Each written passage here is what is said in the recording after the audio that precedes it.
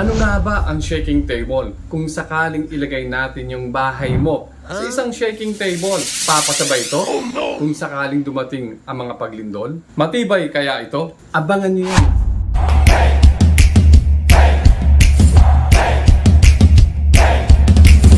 Kabi-kabila ang naririnig natin ng mga paglindol sa bansa natin, sa probinsya. At meron din paglindol sa iba't ibang bansa katulad ng Taiwan, which is the most strongest earthquake for the past 25 years with a magnitude of 7.4. At kamakailan lamang ay isang paglindol mula sa New Jersey sa Amerika. We know how to behave during an earthquake kasi naturuan tayo sa eskwelahan at ganun din sa iba't ibang ahensya ng gobyerno. Pinapractice natin ang earthquake drill. Paano naman yung mga istruktura? So ang tanong, paano naman magbe-behave ang ating mga bahay during an earthquake? Paano magbe-behave yung ating mga investment katulad ng warehouse or buildings kung may building ka man? Ano ang ginagawa niya during an earthquake? Pwede bang sabihin ng mga bahay natin na okay lang yan, kaya ko ito? Earthquake lang yan. Earthquake lang yan. So yun na nga mga tol, makikita natin yan, abangan nyo yan. So andito tayo ngayon sa Pampanga mga tol.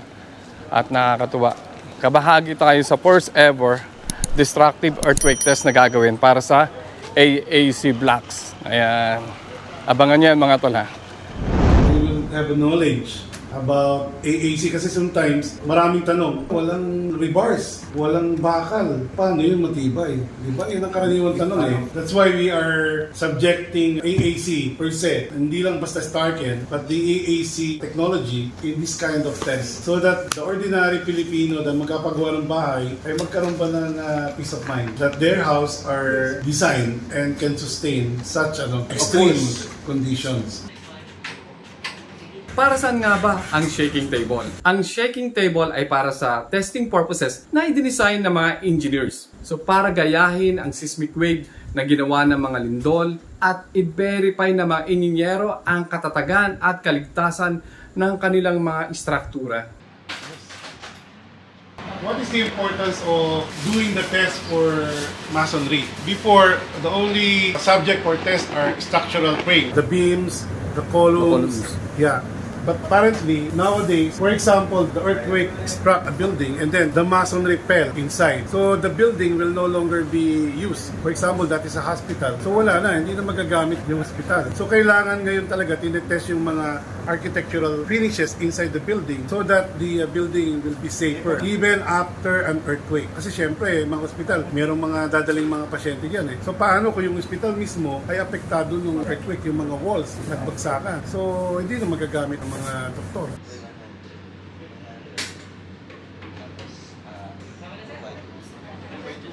Hindi lang safety ngayon ang tinitingnan. Safety is the number one. We are trying to build something that can save our investment as well. Kasi di ba, that is a huge investment for every Filipino people. Eh. So their homes. So dapat yung homes nila is also protected from this kind of calamity. That's why we are testing this material so that the Filipino will understand a safe and strong material for their buildings and for their homes. Kaya tinetest ngayon, ultimo yung mga masonry. That is the reason why we're doing this.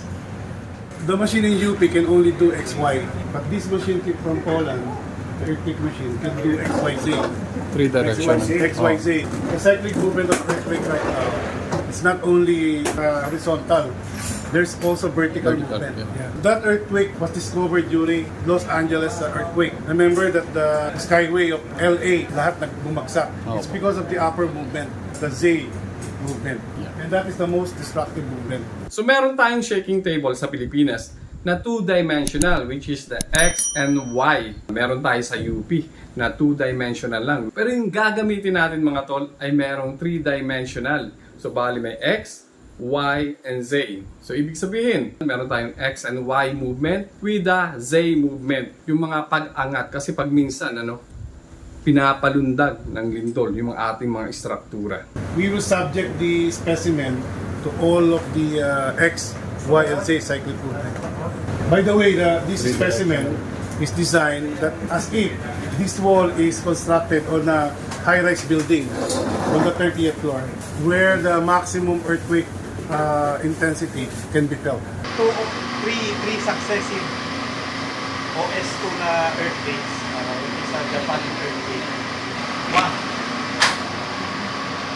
This is OS2, right? Engineer? Yes, OS2. So this is Japan earthquake. OS2.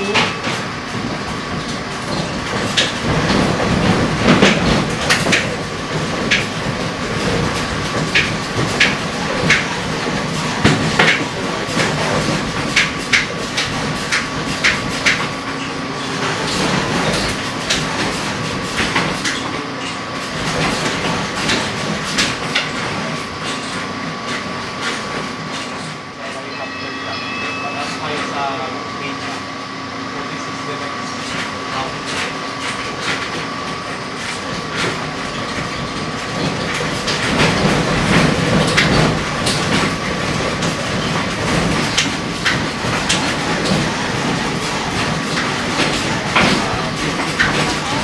Standing.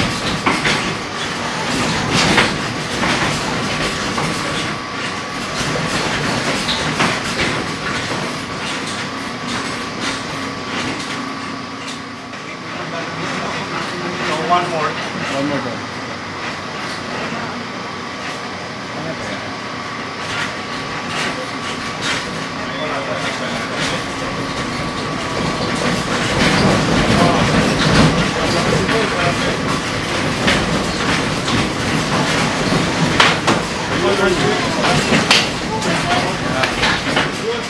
Stop natin.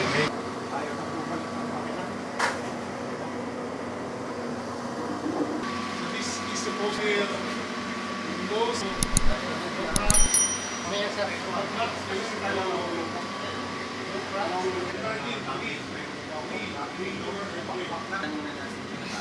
this is already the 9. So there is no physical effect on Starken wall, no cracks, nothing. The seismic gap as designed has hairline cracks because seismic gap is designed to do that. But the wall itself cannot be affected. So ang nasisira na yung frame na eh. It's the base of the specimen, but the specimen itself stays the same. Based on our observation, Starken really is a very strong material for masonry. So thank you so much and God bless to all of you. So yun nga mga tol, naka-witness tayo dito ng 3 earthquakes. So parang nasa around 7 plus magnitude to. 3 consecutive earthquake yung ipinaranas natin to sa model, to sa structure, which is, yung scale nito is 1:2. Sa pag-iimbestiga natin, wala man lang tayo nakitang hairline crack or any cracks dun sa mismong AAC wall. Napakaganda, magaling, matibay, at alam mo, bumibigay dito yung nasa ilalim ng shaking table.